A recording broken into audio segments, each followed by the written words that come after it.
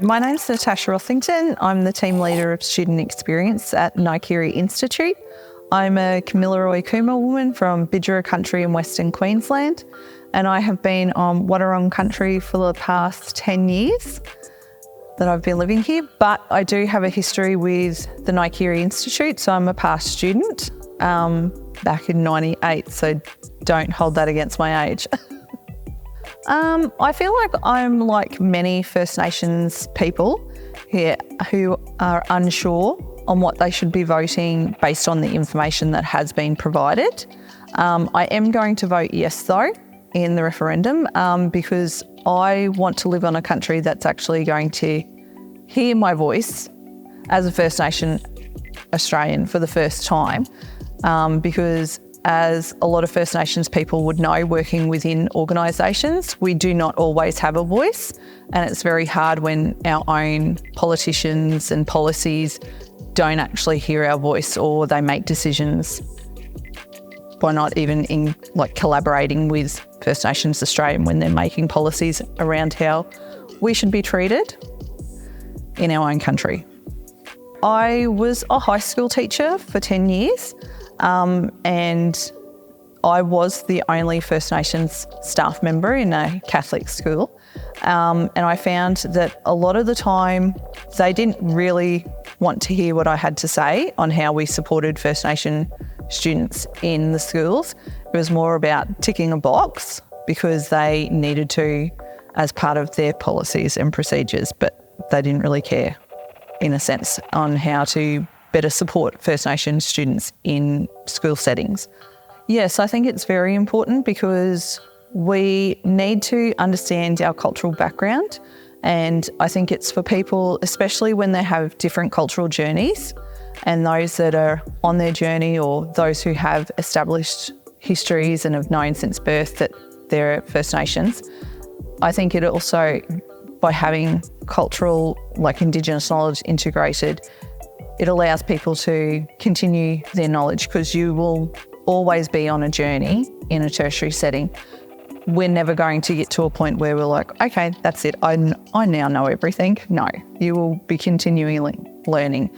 And I've noticed that obviously myself from being out of country, because obviously I'm a Queenslander, and being here in Victoria, you get to learn all the different cultural settings down here. So it's been a wonderful journey that I've been on. As I previously mentioned, I think it definitely will impact on our communities so that more people will have a voice. And I think especially for our elders, even though they're respected in our cultural settings, they aren't always respected and listened to in a non-Indigenous setting. And so I think it's important for them to finally have a voice. And because a lot of our elders grew up when they didn't have a voice for a long, long time, they didn't get to have an opportunity to share their culture or actually live or speak about their culture or continue cultural practices. So I think it's very important for them and our communities to recognise that this is the knowledge that we've been missing and there's a gap, and we need to take notice and allow people to bring that to light now.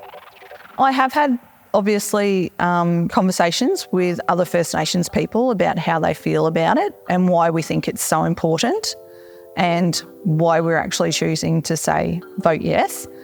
Because, like we said, the main reason is because we want to be heard and we want policies and procedures to be reflective of what we have to say.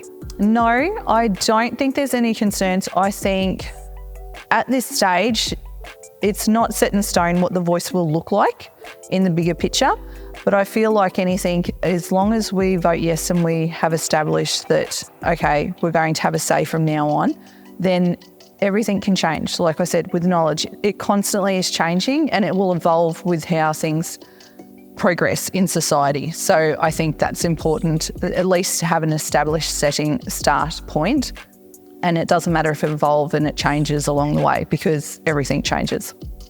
As non-First Nations people, I think that they should give support to us. I think they need to recognise that we were here first, and for a long time we haven't really been recognised as our own, like a society or a community, and we Therefore, I think moving forward to change a lot of people's perspectives on how First Nations people are treated in Australia, I think by having allies support us in the vote, I think will make a big difference.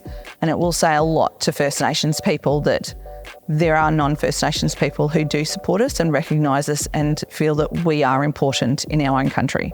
Well, they can always engage in different advisory boards, community settings, students associations and things like that we have set up across Deakin. And we've been trying for a long time to allow our First Nations students to have a voice within the Deakin setting. And it is something that is evolving as we have, it's probably only been in the last few years that it's been something that's really been taking notice of and something that really is important to our students, and we need to have it established within Deakin.